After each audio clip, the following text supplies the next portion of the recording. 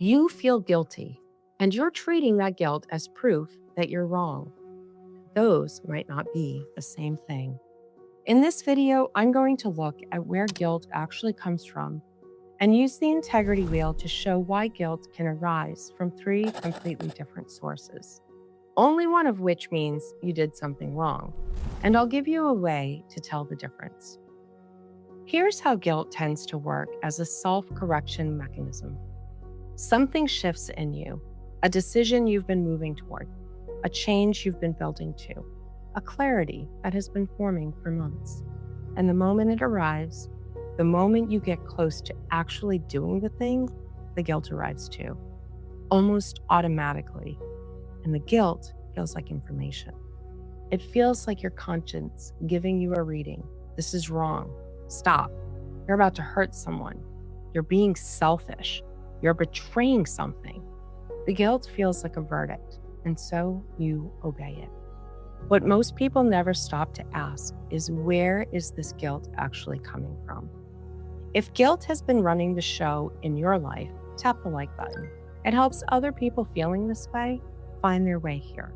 Not long ago, I left a community I had been part of for several years, one that mattered to me, and that had been consistently asking me to prioritize what others valued over what I actually needed.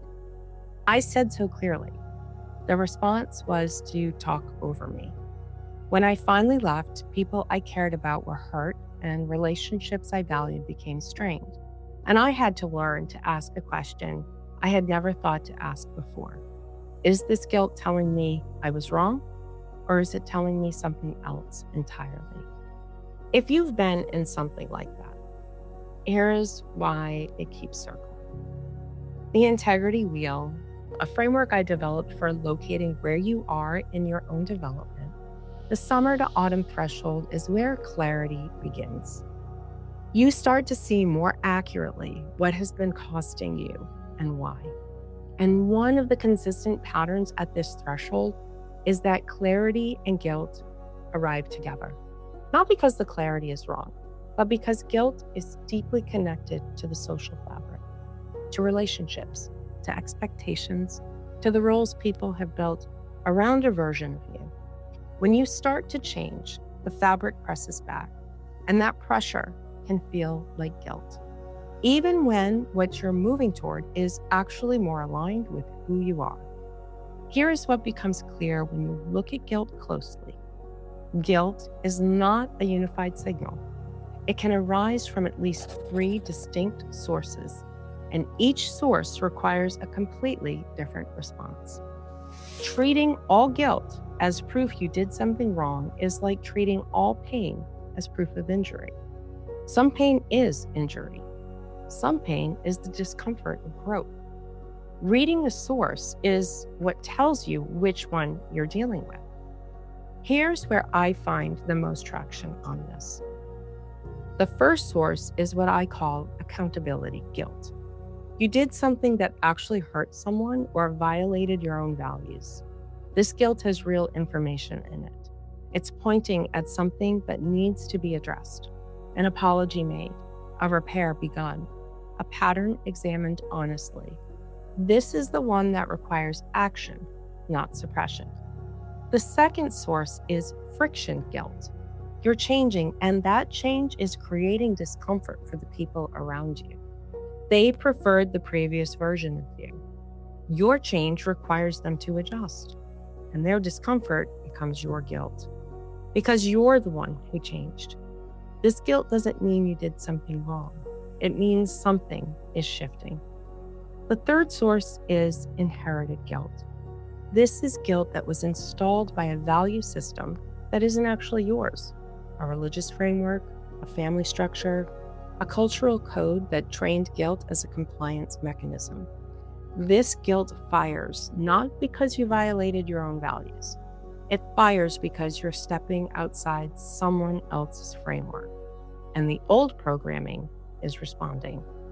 The question is not, should I feel this? The question is, which of these three sources is this coming from? Because the source determines what the guilt is actually asking of you. Accountability guilt asks you to repair something. Friction guilt asks you to hold your ground. Inherited guilt asks you to examine what framework is speaking and whether you still choose to obey it. If you want to follow this all the way through, new videos are published 2 to 3 times a week, and this is the work we explore together. If you haven't subscribed yet, this is your invitation to join us as we explore leading an integrous life together. So here's where I'd like to leave you.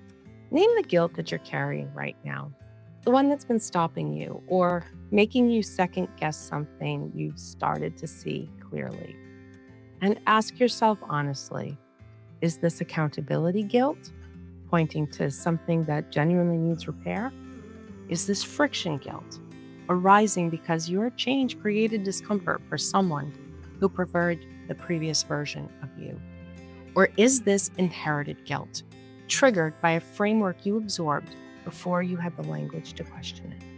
You don't have to resolve it today, just name the source.